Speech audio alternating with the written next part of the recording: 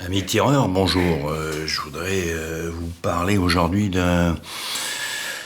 d'une munition de défense un peu particulière. Alors bon, je pense que vous connaissez tous le,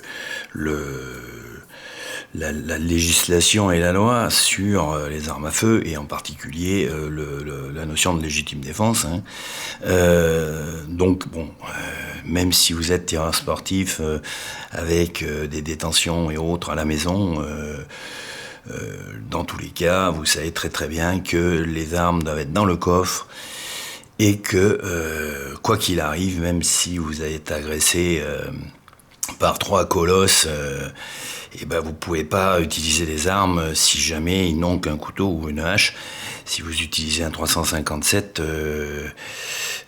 c'est disproportionné. Bon, donc partant de ce principe-là, après chacun fait ce qu'il veut, mais partant de ce principe-là, on se retrouve avec des armes de défense traditionnelles comme l'on connaît. Alors il y en a toute une série, ça va de la grenaille en 9 mm en passant par la munition dite d'entraînement, hein, au niveau de l'armée. Ensuite, vous avez d'autres produits, toujours en 9 mm, mais c'est un 9 mm un peu particulier, hein, puisque là, vous avez une douille qui rentre pas dans un 9 mm normal. Donc ça, bon, vous avez gaz, poivre et autres produits lacrymogènes.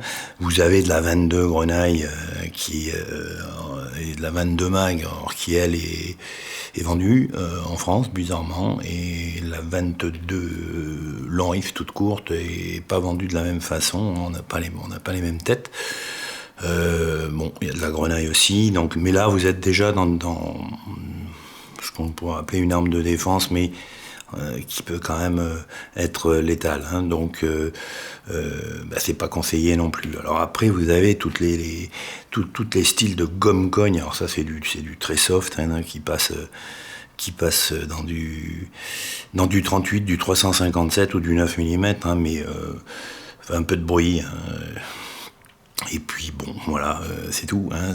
Alors ça se monte dans des armes qui sont un peu particulières, qu'on appelle les armes de défense. Bon, quand on les regarde, pour certaines maintenant, on a l'impression d'avoir une arme, mais enfin, on voit très bien quand même que c'est un peu du bricolage. Alors après, vous avez le gomme-cogne façon fusil de chasse, hein. Donc là, c'est un peu plus particulier, parce que là, vous avez quand même des boules en caoutchouc, des billes en caoutchouc qui sont quand même assez grosses, hein, c'est résistante. Bon, alors c'est vrai que le fusil de chasse, c'est quand même très pratique, parce que vous pouvez l'avoir sur vous en permanence, quoi. Vous le mettez à la ceinture. Donc oui, non, le fusil de chasse, c'est vrai qu'on peut pas le traîner non plus en permanence. Si on sort, on rentre dans le jardin ou autre, parce que le homejacking, c'est un peu le principe, hein, c'est-à-dire qu'on attend que vous sortiez de dans votre jardin, pour rentrer avec vous dans la maison de force. Vous demandez la carte bleue, les clés de bagnole et le reste. Mais généralement, on n'utilise pas d'arme à feu, mais un marteau ou une perceuse.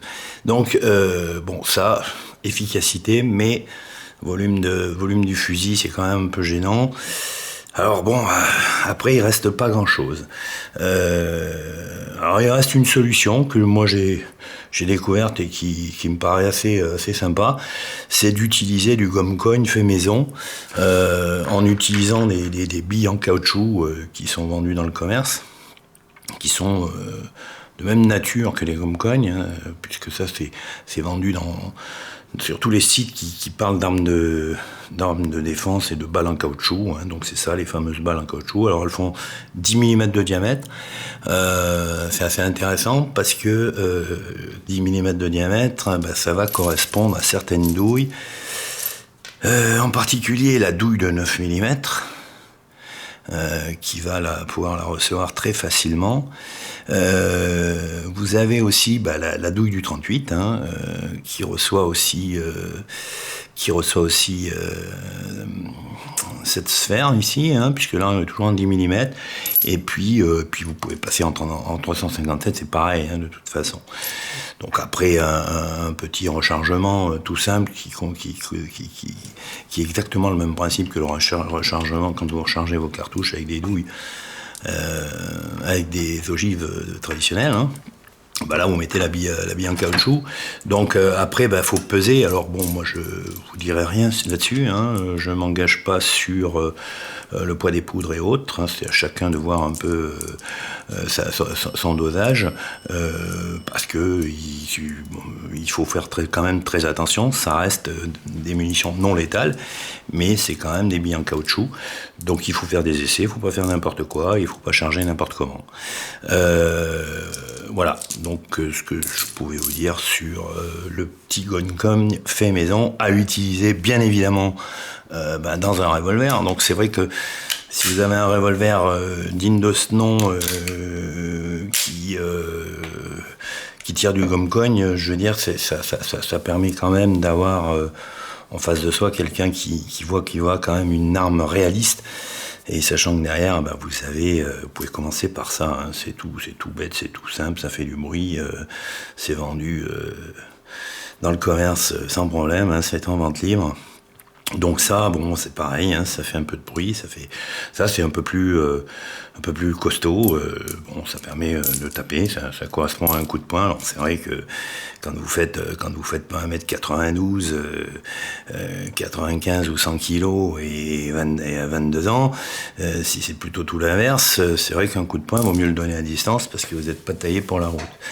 Donc voilà, ce que je pouvais vous dire un petit peu. On va juste faire des petits essais avec 2-3 munitions rechargées pour simplement voir que faut pas non plus plaisanter avec ce matériel-là.